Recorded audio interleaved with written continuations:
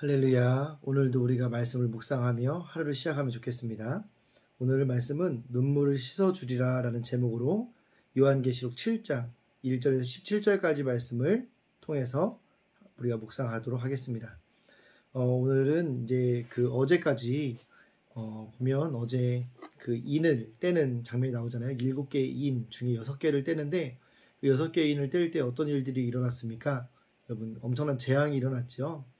처음에 그 하얀색 말이 나오는 걸 통해서 전쟁이 일어나기 시작했고, 그리고 붉은 말이 나오는 걸 통해서 또 사륙과 피 흘림이 일어나기 시작했고, 검은색 말이 나오면서 기근이 시작됐죠. 기근이 시작됐던 내용을 우리가 어떻게 알 수 있냐면 6절에 보니까 6장 6절인데 이르시되 한 데나리온에 밀 한 대요 한 데나리온에 보리 석대로다. 이 한 데나리온이라는 돈 자체가 굉장히 큰 돈이거든요. 그러니까 지금으로 따지면 14만 원, 15만 원 더 될 것 같아요. 얼마지? 하여튼 많은 돈에 밀 한 대를 살 수 있는 거예요. 여러분, 굉장히 물가가 폭등한 거죠. 그러니까 기근이 생기니까 나니까 식자재 값이 막 올라가는 거예요. 그러니까 이 말이 뭐예요? 먹을 게 없다라는 거예요. 그렇게 기근이 생기고 넷째 인을 뗄 때에 또 내 생물이 나오고 또 황색말이 나오는 거예요. 황색말 나오는데 그 사망을 의미하는 황색말이 나오고 다섯째 인을 뗄 때도 또 그 순교한 사람들이 하나님 앞에 구원해 주실 것을 막 요구하는 그런 내용들. 그러니까 사람이 멸망해 가는, 인류가 멸망해 가는 내용의 심판들이 막 등장을 하는 거예요. 여러분, 이런 이야기를 들을 때 여러분 마음이 어떠세요? 불안하거나 무섭고 두렵지 않으세요? 아마 이때도 그랬을 거예요. 다들 똑같은 마음이었을 거라고 생각을 합니다. 그래서 그 무서운 가운데에서 하나님이 이제 이 7장을 통해서 잠깐 사이에 하나를 또 껴 넣으시면서 우리를 위로하시는 내용이 등장을 하는 거예요. 그래서 오늘 말씀은 굉장히 무서운 말씀이 아니라 따뜻하고 좋은 또 말씀입니다. 한번 살펴보면 14만 4천 명이라는 게 나오는데요. 여러분, 이거는 많이 들어보셨을 수 있을 것 같아요. 특별히 신천지에서 24만 4천 명, 또 뿐만 아니라 많은 이단에서 아마 24만 4천 명을 계속해서 많이 이야기했던 걸로 제가 알고 있는데, 여러분이 14만 4천 명에 대해서 이단들이 잘못 해석하고 잘못 적용해서 많은 잘못된 교리들을 만들어냈거든요. 근데 이 14만 4천 명이 뭘 의미하는 걸 한번 살펴보면, 이일후에 내가 내 천사가 땅 내 모퉁이에 선 것을 보았다. 요한이 내 천사가, 4명의 천사가 땅 내 모퉁이에 선 것을 보니 땅의 사방의 바람을 붙잡아 바람으로 하여금 땅이나 바다에나 각종 나무에 불지 못하게 하더라. 그러니까 막 폭풍이 일어난 상황 가운데에서 어제 우리 말씀에서 나왔죠. 여기 12절부터 보시면 여섯째 일을 뗄 때 어떻게 됐어요? 큰 지진이 나고 다른 해가 검어지고 다른 온통 피같이 돼서 막 하늘의 별들이 무화과 나무가 대풍에 흔들려 설익은 열매가 떨어지는 것처럼 막 떨어진다 했잖아요. 그러니까 지금 어마어마한 우주적인 재앙이 막 오고 있는 상황 가운데에서 내 천사가 모퉁이에 서서 그 바람을 막고 있는 거예요. 그리고 또 2절에 또 봄에 다른 천사가 살아계신 하나님의 인을 가지고, 다른 천사 한 천사가 또 나타나서 살아계신 하나님의 인을 가지고 해 돋는 데로부터 올라와서 땅과 바다를 해롭게 할 권세를 받은 내 천사를 향하여 큰 소리로 외쳐 이르되 우리가 우리 하나님의 종들의 이마에 인치기까지 땅이나 바다나 나무들을 해하지 말라. 어떻게 해요? 지금 그 천사가 나타나서 이제 이 땅의 심판을, 재앙을 진행하는 천사들을 향해서 스톱을 외치는 거죠. 그만해라. 응?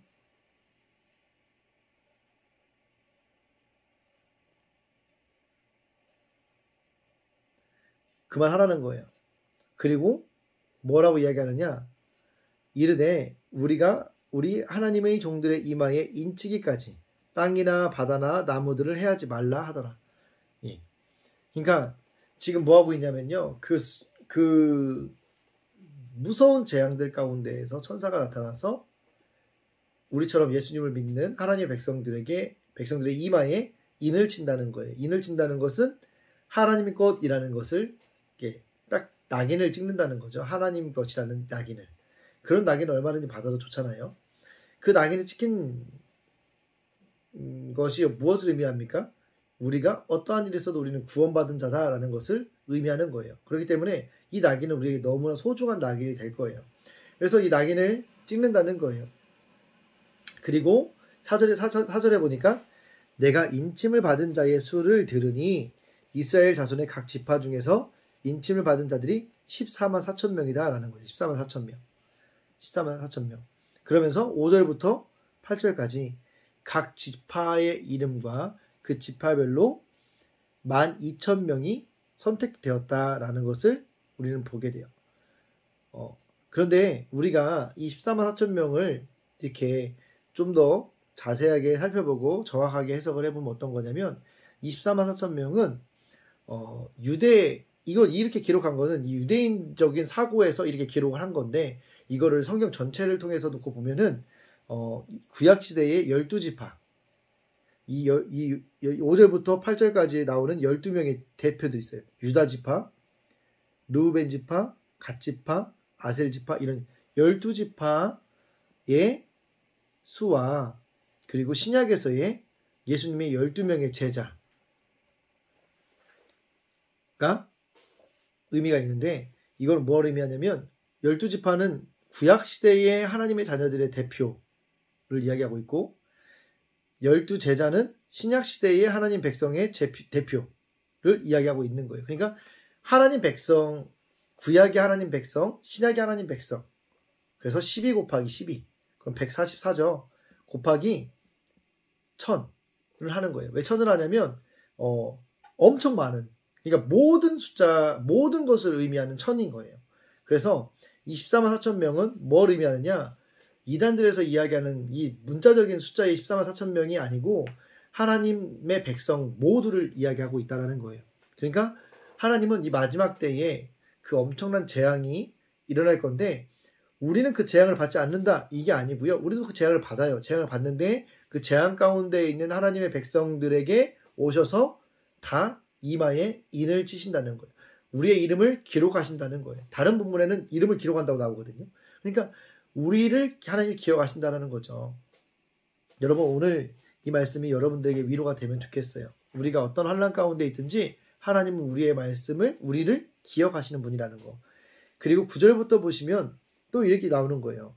이 일 후에 내가 보니 각 나라와 족속과 백성과 방언에서 아무도 능히 셀 수 없는 큰 무리가 나와서 흰옷을 입고 손에 종려가지를 들고 보좌 앞과 어린 양 앞에 서서 큰 소리로 외쳐 이르되 구원하심이 보좌에 앉으신 우리 하나님과 어린 양께 있도다니 모든 천사가 보좌와 장로들과 내 생물의 주위에 서 있다가 보좌 앞에 엎드려 얼굴을 대고 하나님께 경배하여 이르되 아멘 찬송과 영광과 지혜와 감사와 존귀와 권능과 힘이 우리 하나님께 세세토록 있을지어다 아멘 하더라.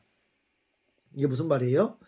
이 일 후에 내가 보니 각 나라와 족속과 백성과 방언에서 이게 뭐예요? 유대인만 해당되는 게 아니고 모든 인류라는 거예요. 그러니까 이 14만 4천 명이 문자적으로 해석한다면 사실은 5절부터 8절까지에 있는 내용처럼 유대인들, 이스라엘 사람들만이 대상이 돼야 되거든요. 그런데 9절에 보니까 어떻게 해요? 그렇게 수가 집계가 됐지만 각 나라와 족속과 백성과 방언에서 아무도 능히 셀 수 없는 큰 무리가 나왔다라는 거예요. 그러니까 하나님이 구원하시는 데에는 이스라엘 백성만 구원하시는 게 아니라 모든 전 인류를 대상으로 구원하신다는 거고 그렇기 때문에 우리가 14만 4천 명을 우리가 이렇게 조금 더 넓게 또 정확하게 바라볼 수 있게 된다라는 거죠.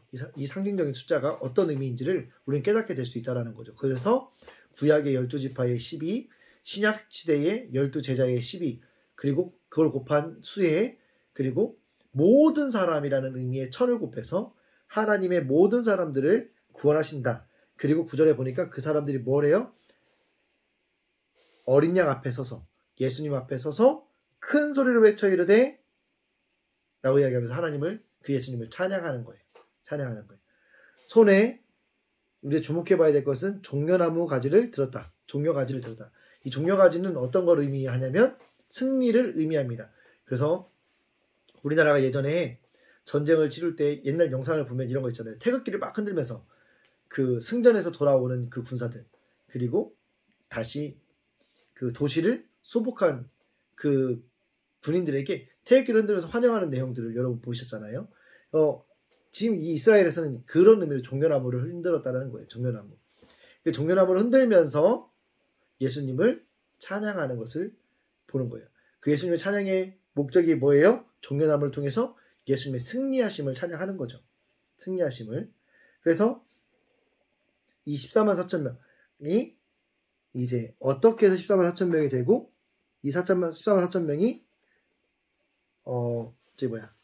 무엇을 하는가가 이제 9절부터 12절까지 나오고요. 이 13절에서부터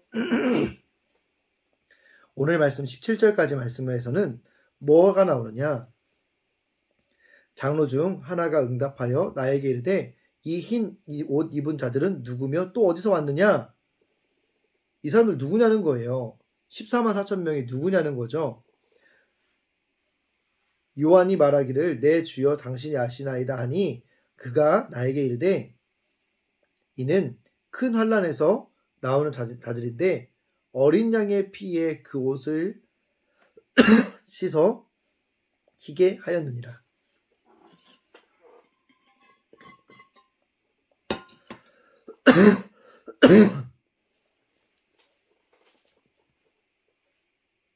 이 14만 4천 명이 어떤 사람이라고 얘기하는 거예요?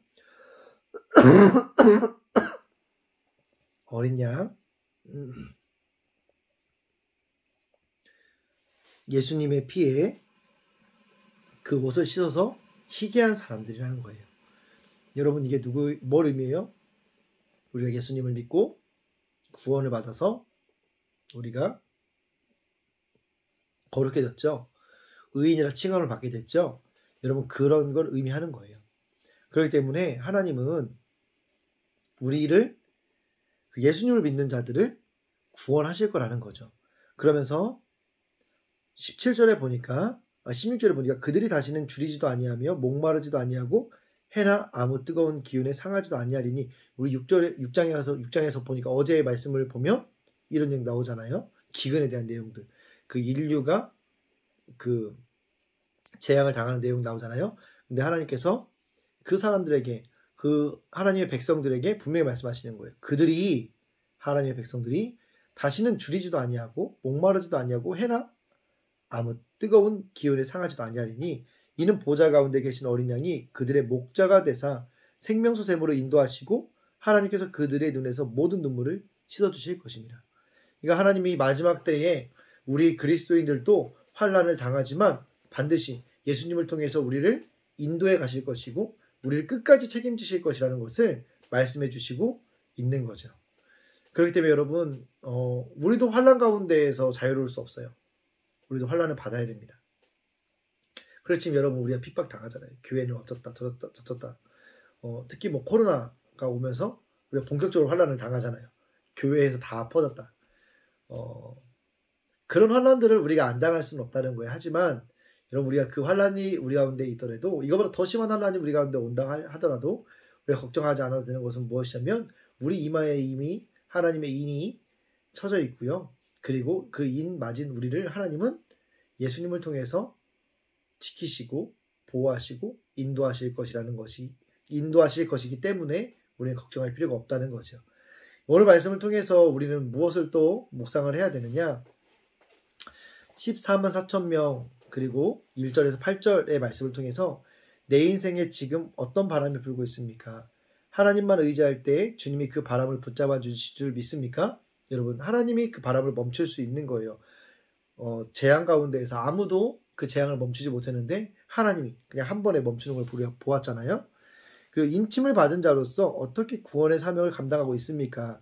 여러분, 우리는 하나님께 구원받은 자들이기 때문에 우리는 그 사명을 어떻게 감당하는지, 우리 어제 말씀에서는 순교를 당하기까지 그들이 믿음을 지키는 것을 우리가 보았잖아요. 여러분들은 지금 어떻게 우리의 믿음을 지키고 있는지 우리가 잘 묵상해 보면 좋을 것 같습니다. 그리고 두 번째 9절에서 12절까지 말씀을 통해서 나는 언제든지 누구나 화답할 만한 구원의 노래를 부를 준비가 되어 있습니까? 나는 언제든지 누구나 화답할 만한 구원의 노래를 부를 준비가 되어 있습니까? 언제든지 누구나 같이 인정하고 같이 부를 수 있는 하나님을 찬양할 수 있는 마음의 준비가 되어져 있는가? 온유한 태도로 진정성을 보이는 것이 화답 찬송을 받는 비결임을 압니까? 우리가 하나님을 찬양할 때에 어떻게 해야 되는가에 대해서 이야기하고 있는 거죠. 구원받은 사람들이 하나님을 찬양하는 모습을 보면서 그 찬양할 때 내 생물과 천사들이 찬송과 영광과 지혜와 감사와 존귀와 권능과 힘이 하나님께 있다고 화답했다라는 거예요. 이 화답하는 내용을 통해서 우리가 하는 찬양이 천사가 화답할 수 있을 만한 찬양이냐라는 것을 묵상하게 하는 거죠. 여러분 우리가 노래를 잘한다고 해서 이렇게 우리가 볼 수 있을 것 같아요. 악기를 잘 다룬다고 해서 아니면 고음이 잘 올라가고 목소리가 좋고 여러 가지 이유들을 가지고 찬양을 잘한다고 하지만 그 찬양이 천사들이 화답할 만한 찬양이 되기 위해서는 어떻게 해요? 온유한 태도로 진정성을 보이는 것이 하나님 앞에 그 화답받을 만한 찬양이 된다라는 거예요. 그래서 우리가 얼마나 하나님을 찬양하는 데 있어서 이 온유한 태도와 진정성, 우리의 마음의 전부를 다해서 하나님을 찬양하고 있는가라는 거예요. 이걸 여러분들 조금 더 생각해 보면 여러분 우리가 내일 또 하나님을 예배하며 찬양할 건데요. 찬양한 이후에 내가 오늘 무슨 찬양했는지 생각해 봐서 떠오르는지 한번 생각해 보세요. 저 개인적으로는 제가 연약해서 그런지 모르겠는데 열심히 찬양했는데 정말 눈물 흘리며 찬양하고 그럴 때도 있거든요. 그런데 찬양이 끝나고 나면 어떤 찬양했는지 기억이 하나도 안 날 때가 있어요. 그런 부분을 진정성으로 우리가 볼 수 있지 않을까 싶어요. 우리가 진정성 있는 찬양, 우리의 마음을 다한, 우리의 생각을 다한 찬양을 하나님께 올려드려서 우리 찬양에 천사들이 화답하는 놀라운 역사가 일어났으면 좋겠습니다. 그리고 마지막으로 큰 환난에서 나오는 자 13절에서 17절까지 말씀을 통해서 우리가 예수님의 피로 구원받은 자라는 사실을 기억하시고 예수님의 피를 우리가 절대 놓쳐서는 안 됩니다. 그리고 우리의 구원이 얼마나 값진 구원인가도 놓쳐서는 안 돼요. 그리고 나서 나를 줄이지도 목마르지도 상하지도 않게 도우시는 하나님의 위로를 경험하고 있는지 이렇게 물어보고 있거든요. 우리가 16절 17절에서 그 입 맞은 자들을 하나님이 끝까지 책임지시고 지키시겠다고 말씀하셨잖아요. 그 위로를 우리가 누리고 있는가 하는 거예요. 여러분 지금 힘들고 어려운 게 뭐가 있으세요? 오늘 말씀을 통해서 여러분들이 끝까지 책임지시겠다고 말씀하시는 그 하나님 안에서 여러분들이 위로를 얻으시고 힘을 얻으시기를 주님의 이름으로 축복드립니다. 오늘도 말씀대로 믿고 살아서 우리 삶 가운데에 진정한 누림이 있는 하루가 되어지시길 주님의 이름으로 축복합니다.